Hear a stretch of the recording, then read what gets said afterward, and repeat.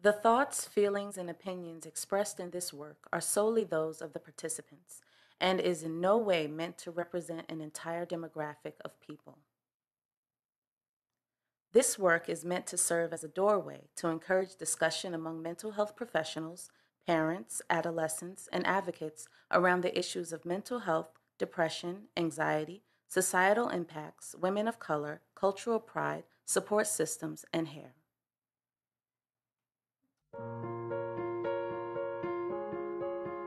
Living in New York City, all of us are shown images of beauty at every turn. For women with naturally curly, kinky, or coily hair, the expectation to wear it straight can come from many different directions. One major influence is society, specifically the media. Movies, television, and magazines are huge societal influences on what's considered beautiful. I think there are several factors that go into being beautiful. One is long hair, straight hair. Actually, I honestly think that it's who you are is how you answer that. I think that if you're part of one culture, you answer that question in a different way than you're part of another culture. I think that if you are part of the majority, being white, Caucasian, I think that you would look at it as the media would display beauty being, thin, physique, thin,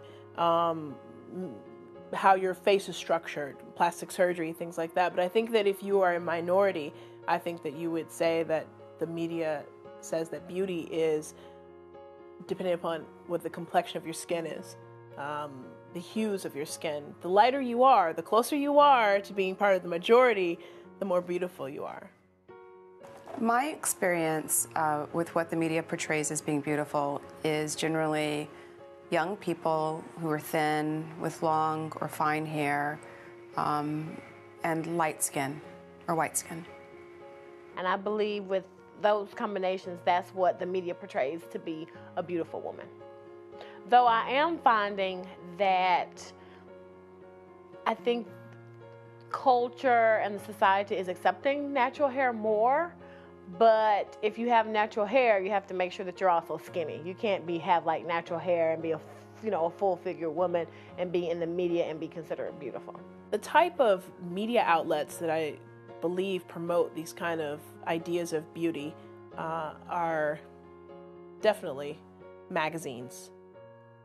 Radio, it's kind of hard because it's radio. You can't really, it's mostly the sound of your voice in radio, but I definitely think that the juggernaut of these images or these descriptions of images of beauty are definitely magazines. I think anything that is a vehicle or a channel to the consumer, you will find that they will focus on their idea of what beauty is. I think that and so it's print media, it's radio, you can't see it in radio, but oftentimes it's described, television images certainly. But I definitely believe that magazines, I don't want to say what magazines, but I definitely believe that magazines. But they have a goal, and their goal is readership. I mean, their goal is to get people to read their magazines. So what are you going to put on there? The hottest thing, Kim Kardashian, Jennifer Lopez, if you can get her, you're going to put those kind of people on those kind of magazines. I only say magazines because that's what everyone's looking at. Yes, television and movies, people watch television and movies, but I think it's so easy and attainable to get these magazines that sit on the stands at grocery stores. Kids see them, everyone's watching them. Yes, television and movies play a big role in that, but really, these magazines are the ones that are magazines like Glamour, magazines like Cosmopolitan, Vogue. These magazines are representing an unrealistic attempt at beauty because it's not real. It's photoshopped, it's glossed over, it's not true. On television and on film, it's more believable that it would be because you're actually sitting down with that person, you're actually seeing them on camera, you're actually seeing them. But in these photos and these magazines and stuff, it's just not real. And I'm harping on magazines because I think that that's where people are getting that false sense of security. I think that's where it is in the magazines. Because if you see Kim Kardashian on a magazine and she looks one way, and then you see her on another magazine and she looks slightly different or slimmer or whatever, it's just not. People are going and they're trying to get, I want the Kim Kardashian look. I want my butt to look like Kim Kardashian's butt. I want it to be nice and round and fluffy like her ass is.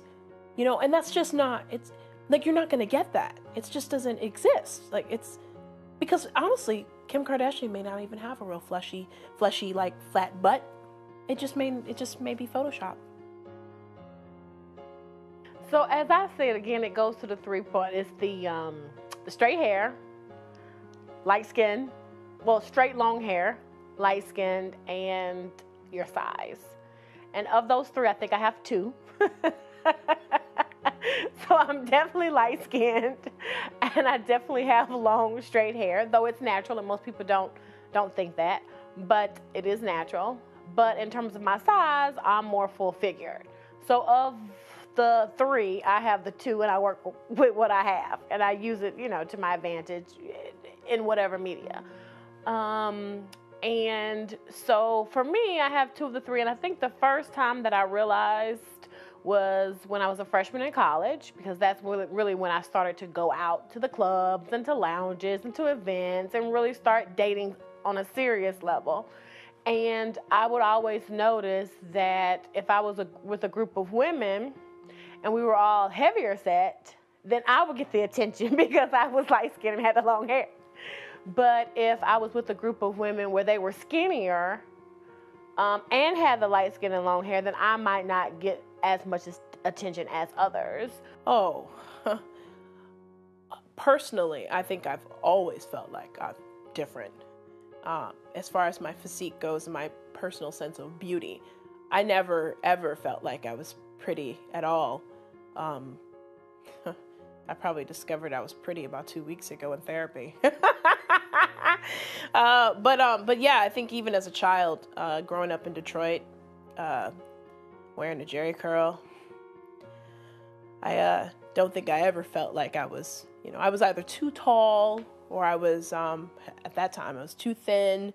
I walked funny, or, you know, I looked funny. I definitely didn't have, and if we think of what that traditional sense of beauty is, of having a straight nose, having very European features. Well, I obviously don't have European features. You know, I have a wider nose, I have a wider face, I have a darker complexion. But growing up, that was what was beautiful, is having the European look, you know, having a straight nose, having very fair skin, you know, being very thin, like those things were very popular. So I always felt like I was on the outside looking in, always. And then I always also found that if I wore my hair straight and long, a different type of guy would come up to me. Versus if I wore it natural and out, another type of guy would come. And I'm just being honest. So if I wore my hair, if I wet it and I wear it out, you know, we say Lion King like. But if I did that, a lot of times men who had dreads would come up to me, more earthy, natural type of guys. With the guys who were more, you know, I would think, you know, suited up, more white collar, would not. I think that my look is different from what the mainstream media portrays as beautiful because I have dark skin, because I'm not tall, because I'm petite but curvy.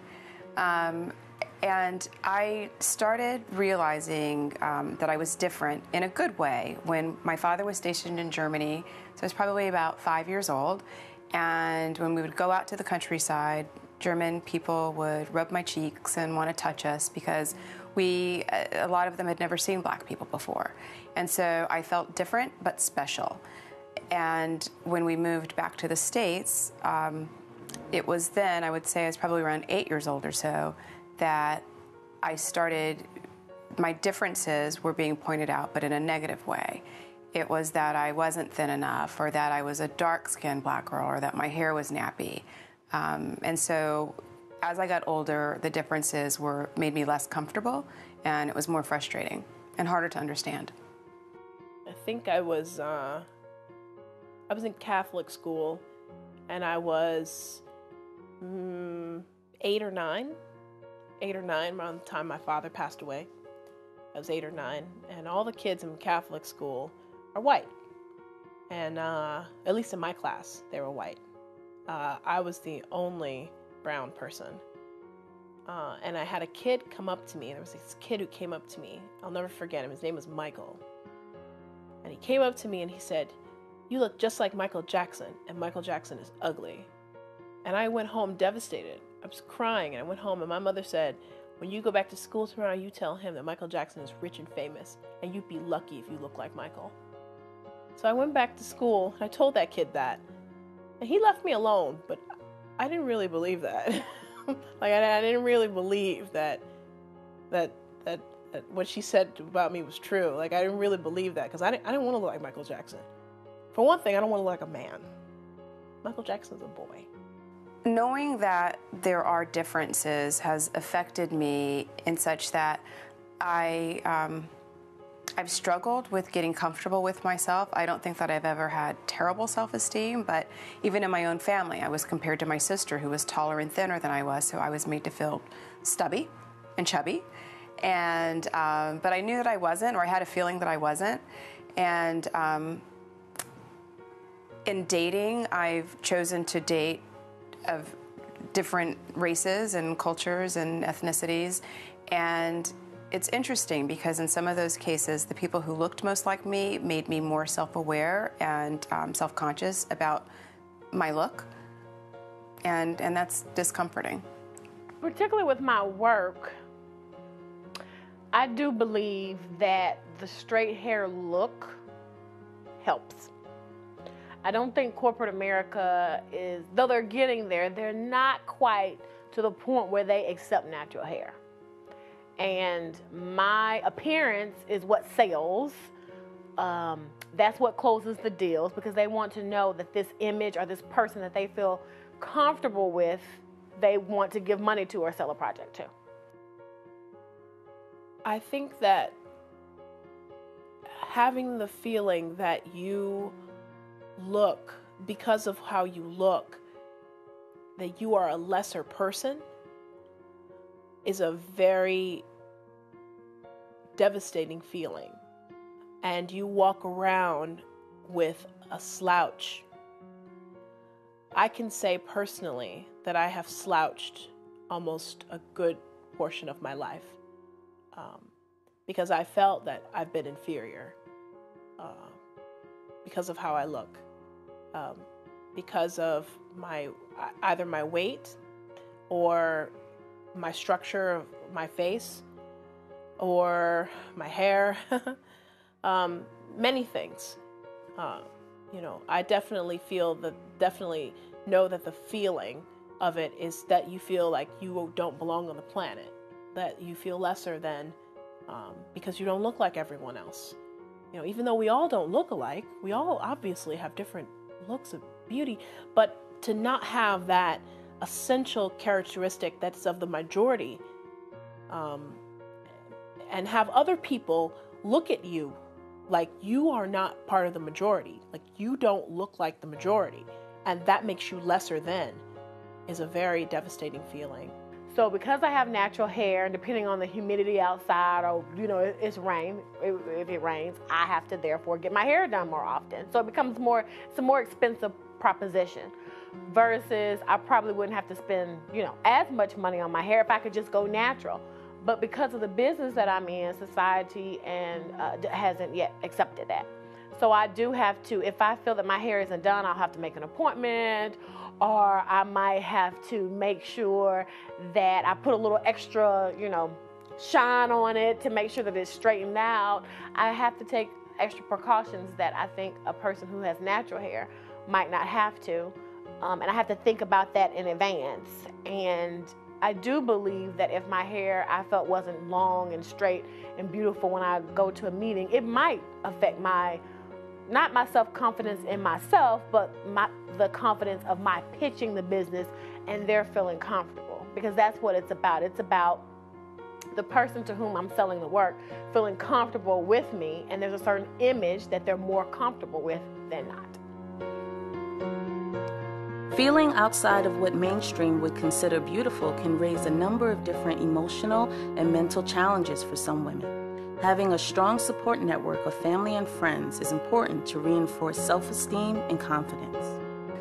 Some of the challenges that I faced, and as a child, the magic age for us to have relaxers was 9 years old. So before 9, my mother cornrowed my hair and put pretty ribbons in our hair, but would sometimes complain that my hair was too soft, and so it would be frizzy, and sometimes she would say it would look nappy.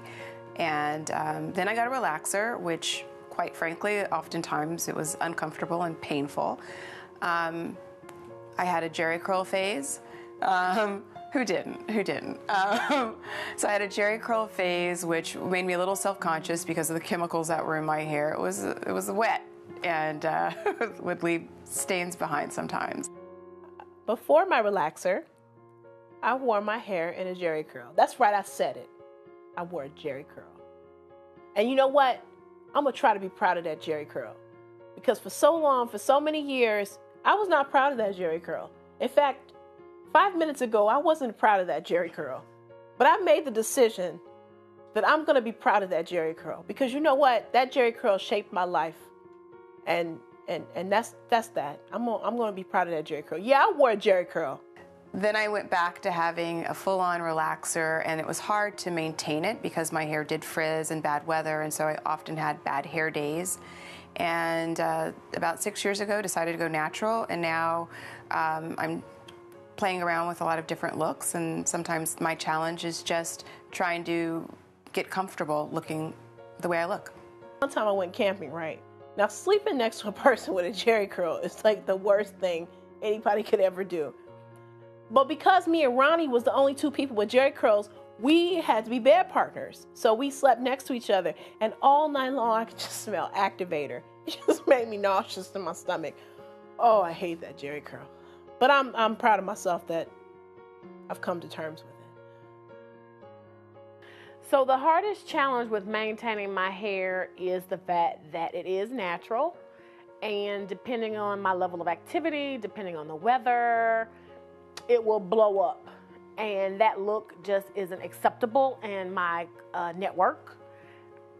My extended network, my close network, they love me for who I am, it doesn't matter, but my extended network, my associates. And so there is some, anxiety about, trying to get appointments in, and, does my hair look okay? There's some anxiety about stepping out of my house. If it's raining, it's better for me to wrap it and put a hat on it. But if I'm stepping out of my house, depending on if I have a meeting, I then have to go to the lobby and take the hat off and brush it down and make sure that I'm acceptable, which means having a mirror in my purse, which means leaving earlier. So there's a lot more planning,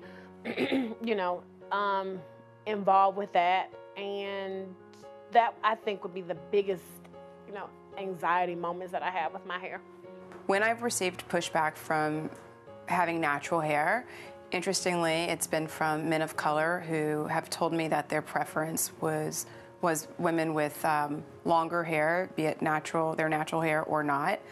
And I married a white man who I met when my hair was natural, and even when I straighten it now, he actually prefers it to be natural, and so it's interesting. When I met my husband, I actually had natural hair. I was wearing an afro at the time, and I was loving that afro. And afros give you confidence. They do. Afros say, this is a sister who walks through the world, who doesn't mind, who's not trying to assimilate. She's not trying to be like Beyonce. She's not trying to be like anybody else. She's trying to be her. She's just who she is. Afros say freedom. So I was wearing an afro when I met my husband, and he really liked to, ground his sister. I think he actually cried when I got a relaxer. Actually, I think I saw tears when I came home and said, "Hey, babe, what you think of my hair?" And he was like, "It's beautiful." But secretly on the inside, he was crying. He loved that afro. Again, different types of men approach me depending on how I wear my hair. So if I wear it out in curly and more natural, there's just a different type of guy that will come up to me. If I wear it straight, I do find that most men actually look at my hair and my head more so than my face. So they'll have a conversation with me, but they're looking here or they're looking here. And then they then zoom into my face like, oh, hey, oh, wait, yeah, there is a person, you know, by that. And then sometimes I'll find, you know, a man will try to sneak and get a little touch of it. And then he'll ask, you know, about my hair and then be pleasantly surprised if he finds out that it's real.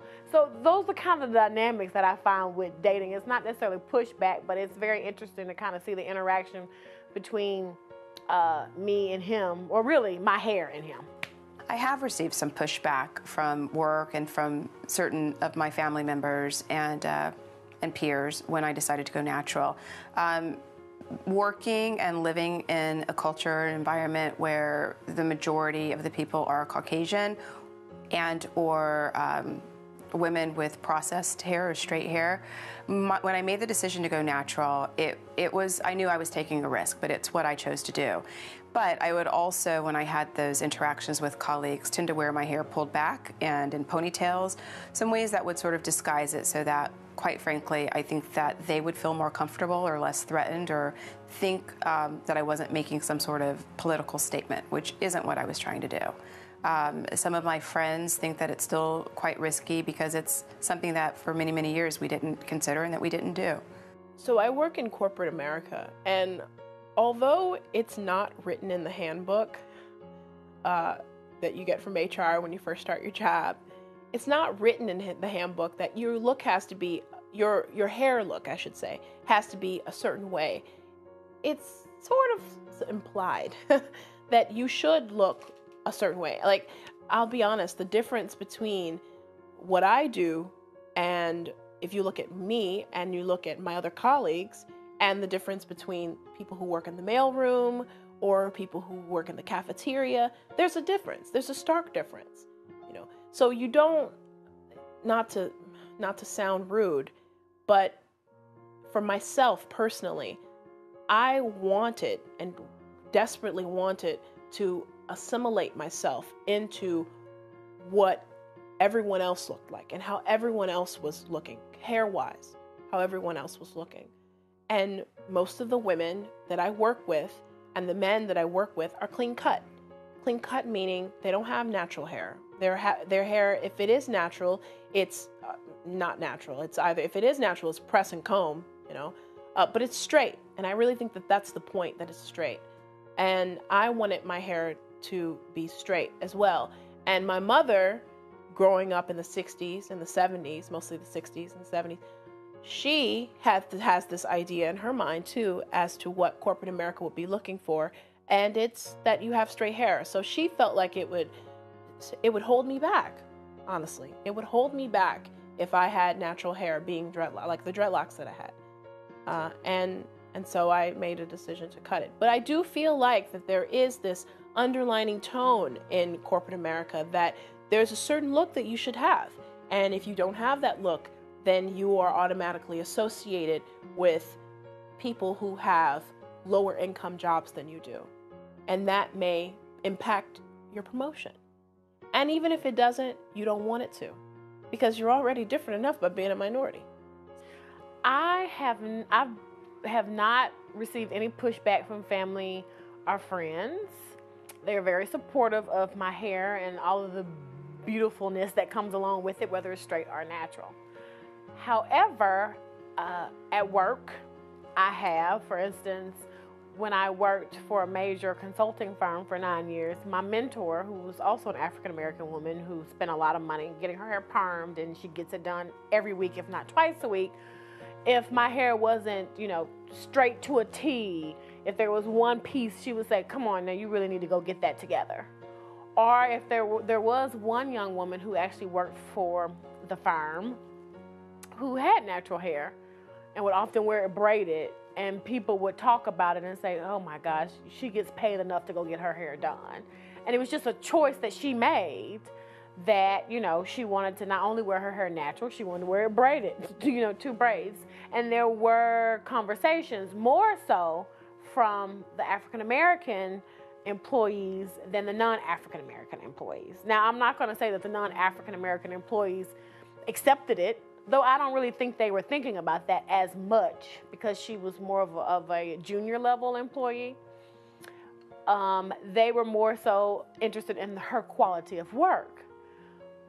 I did find that whether they were African American or non-African American, once you got to a senior level position, the appraisal feedback will come back interesting in terms of this person needs to have more of a mature look.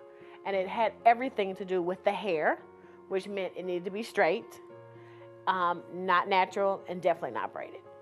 People in my family have been mostly supportive about my decision to go natural. However, most of that support came after I had a cousin who was diagnosed with breast cancer.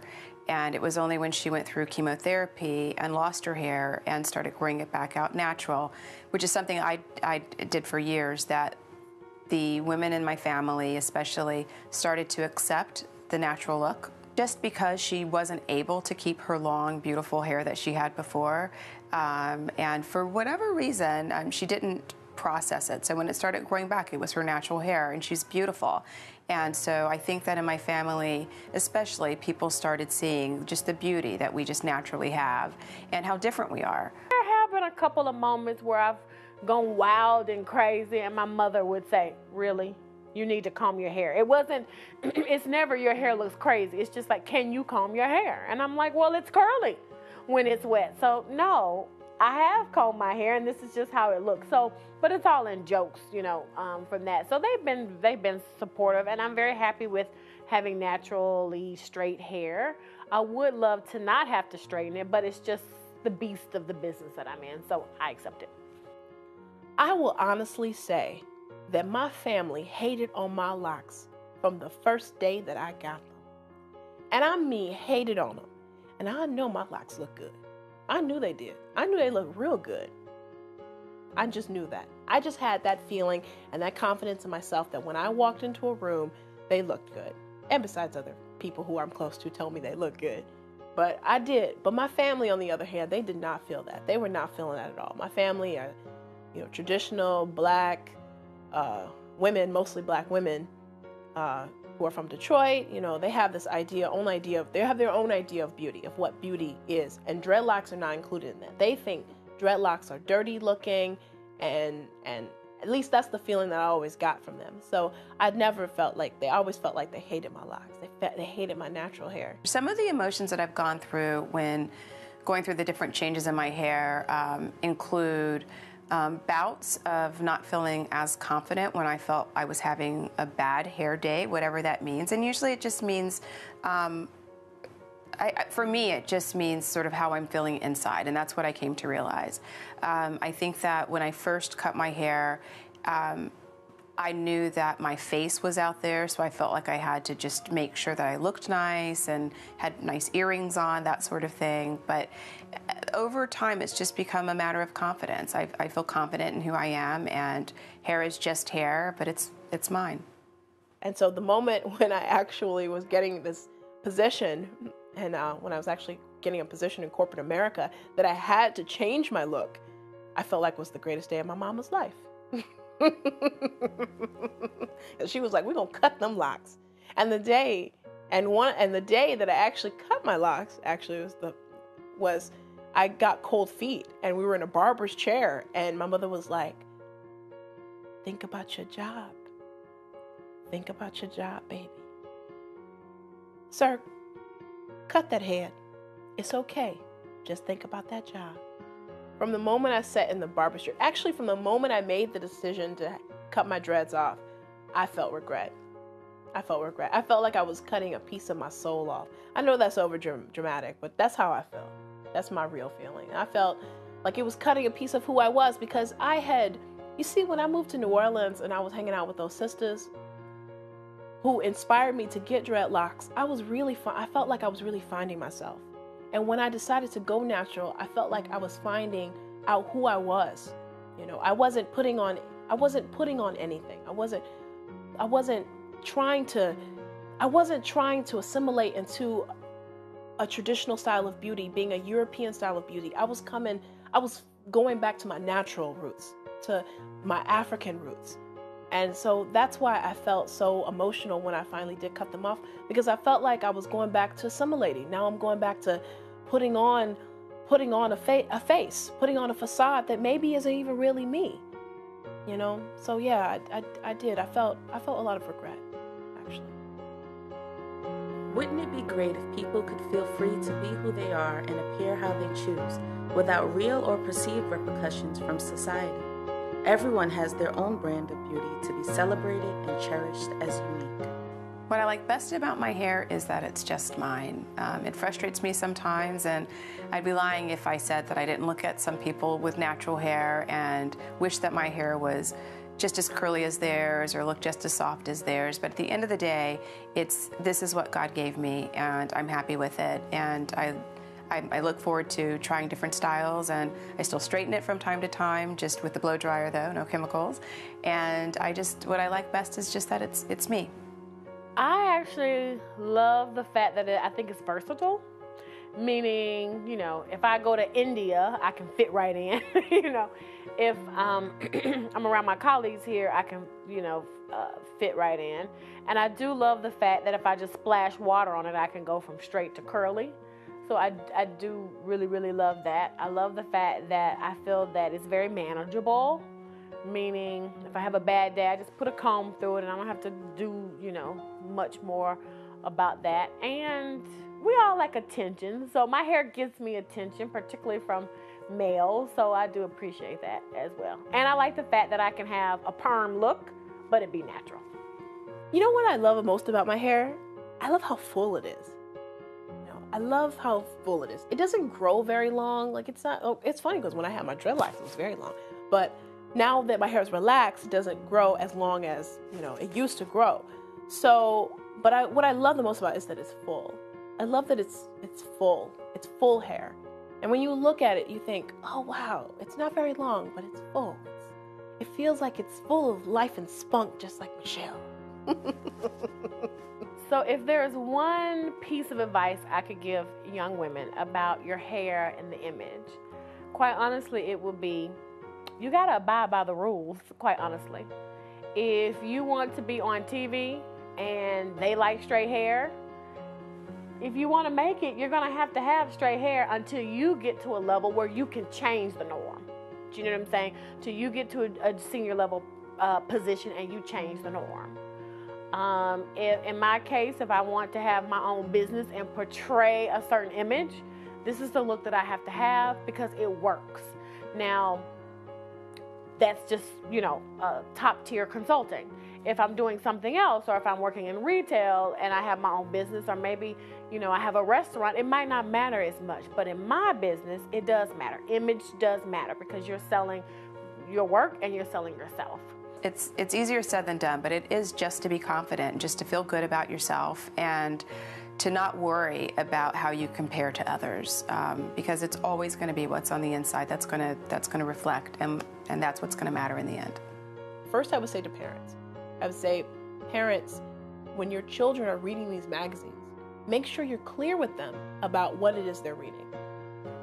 Make sure that what they're seeing is not as a perception of truth, but really, truth, beauty, all those things are in the eye of the beholder.